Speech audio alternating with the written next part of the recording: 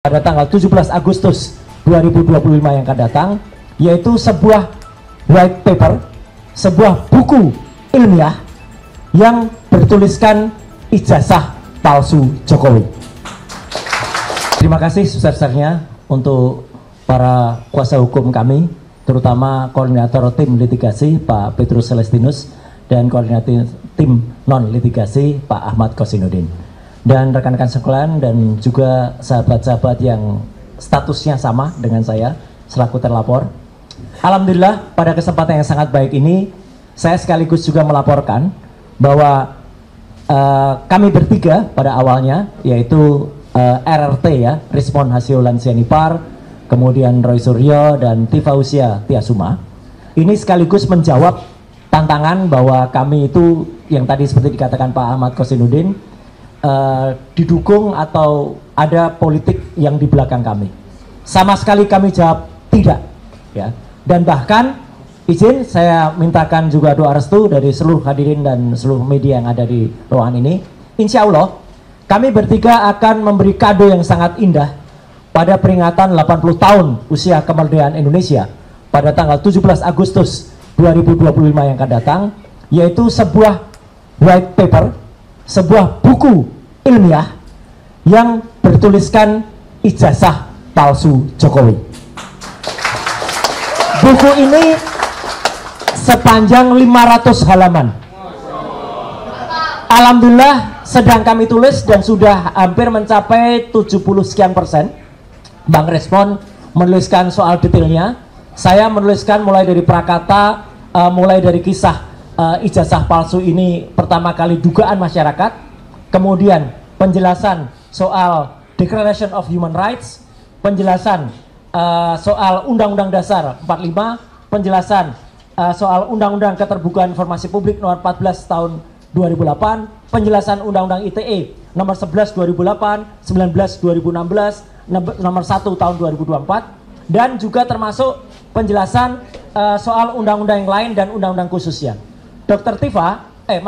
Dr. Rismon akan menuliskan detail soal analisis teknis yang jauh lebih detail. Misalnya soal analisis red, green, blue, soal lintasan cap, kemudian image comparison, face recognition, dan lain sebagainya. Kemudian Dr. Tifa menuliskan dari sisi behavioral neuroscience-nya. Semua itu akan menjadi satu buku yang insya Allah itu akan terbit dalam dua versi, akan terbit secara cetak analog dan juga akan terbit secara digital, dan sedang kami mohonkan nomor ISSN-nya, ya, ISBN-nya. Dan insya Allah juga itu akan diterbitkan secara internasional oleh Pak Kris Komari selaku koordinator dari FDI, Forum Diaspora Indonesia, dan akan diedarkan ke 25 negara di seluruh dunia. Jadi kami bertanggung jawab penuh atas buku itu, dan kami juga menantang kalau buku ilmiah jawab dengan ilmiah. Jadi misalnya mereka menjawab, oh ya tahun KKN-nya tadinya 83 berubah 85. Nah itu jawaban ilmiah dari mereka misalnya. Oh ya gitar listrik bisa dimainkan di desa tanpa listrik misalnya. Nah itu jawaban dari mereka misalnya begitu. Ya, jadi kami dan itu akan menjadi kado cantik pada peringatan hari Minggu tanggal 17 Agustus. Sehari sudahnya, insya Allah Pak Kosinudin, Pak Petrus dan teman-teman lain, saya akan mohon izin untuk juga mendeklarasikan bersama sahabat-sahabat Purnawirawan dari Ngayogyakarta Hadiningrat dari Jogja, bahwa akan ada statement, akan ada sabda dari kota Yogyakarta pada tanggal 18 Agustus tahun 2025. Jadi izin saya saya Minggu masih di, Senin saya udah akan ke Jogja. Jadi artinya itu insya Allah akan memperkuat bagaimana nanti kalau Presiden Republik Indonesia bersikap, maka Nagari Ngayogyakarta Hadiningrat sudah akan bersikap juga terlebih dahulu ya untuk mendukung soal ijazah palsu ini. Yang kedua, mendukung statement dari Pak Kosinudin tadi ya. Kami siang hari ini masih melihat ada seseorang yang bergentayangan dan berkuar-kuar di Mapolda Metro Jaya yang dikenal dengan nama Si Plester.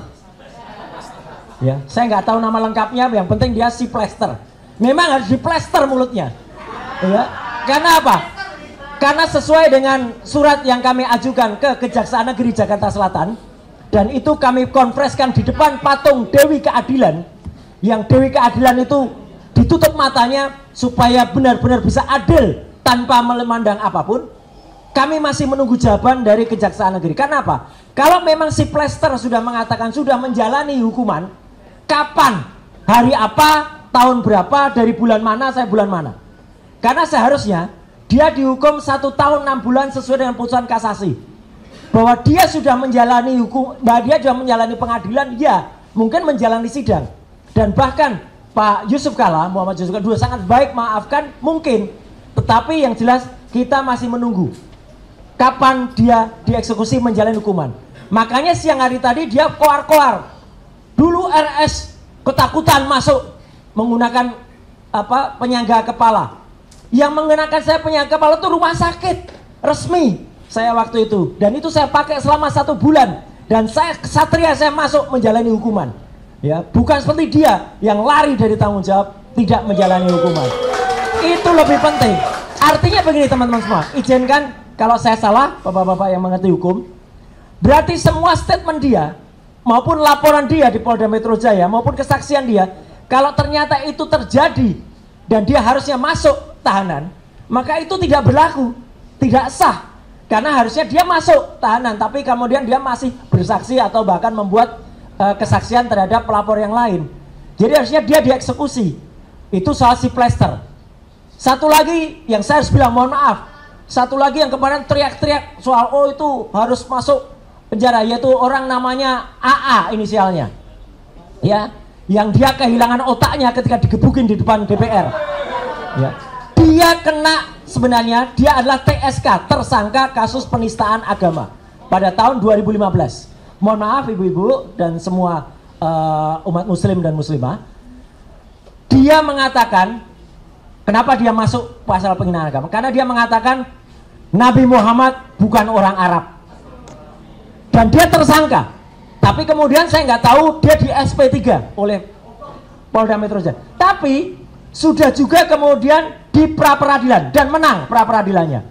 Jadi harusnya dia dieksekusi, tapi sampai dengan sekarang Polda Metro Jaya belum eksekusi dia. Jadi artinya status AA itu adalah tersangka dan harusnya diteruskan penyidikannya, bukan diberhentikan. Ya, itu jadi ada 2 orang yang, dan yang menarik sekali tadi karena ada YouTube-nya si Plester itu, malah justru komentar lebih banyak kepada seseorang yang bertopi, topinya dihadapkan ke belakang. Betul. Apal banget nih Mbak Menu ini sama si Pritz itu ya.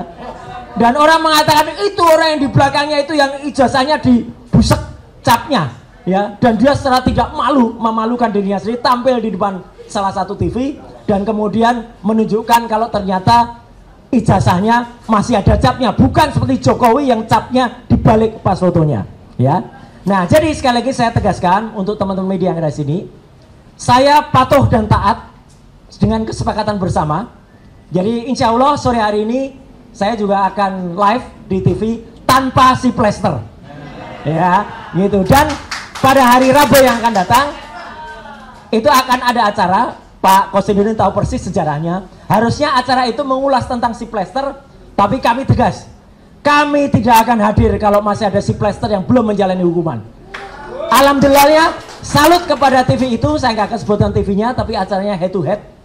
Hostnya Elvira Kairunisa. Topiknya diganti, bukan si Plester lagi. Jadi kami akan hadir kalau tanpa si Plester. Ya, karena tidak sopan kalau itu ada. Dan yang terakhir, tadi sudah disampaikan juga oleh Pak Kosinudin, ini bukan nomor-nomor, ini saya tunjukkan buktinya. Jadi ini adalah akun resmi, akun sosmed, maaf, milik seseorang namanya VL. VL itu siapa? Virgianto Listiawan alias Iwan Fals. Iwan Fals membuat polling, kita tahulah siapa Iwan Fals, pada pertengahan Juli yang lalu, dan 72% ketika dia menanyakan ijazah Jokowi, jawabannya adalah palsu. Jadi terima kasih Mas Iwan Fals bersama grupnya, ya. Hanya 14% yang mengatakan asli. Nah, jadi artinya makin banyak lagi selain Refri Harun, juga Irman Badan, kami sekaligus menolak atau tidak percaya kalau ada seseorang yang membuat survei-surveian, itu bukan survei tapi survei. SURPAY. Survei. Kenapa survei?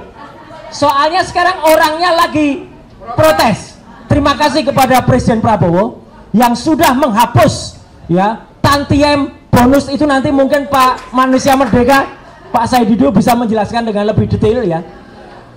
Keborosan, kemudian insya Allah uang negara, devisa negara itu akan bisa dihemat kalau komisaris-komisaris itu dihilangkan atau tidak perlu diberikan yang namanya tantiem, bonus dan lain sebagainya. Kenapa? Toh mereka juga tidak berkompeten sama sekali. Dan untuk menyambut kegembiraan itu ya, nah saya akan sampaikan sekaligus juga kenapa laki-laki itu suka soda sama seperti susu. Laki-laki sama seperti susu ya, kalau ketemu susu menjadi gembira.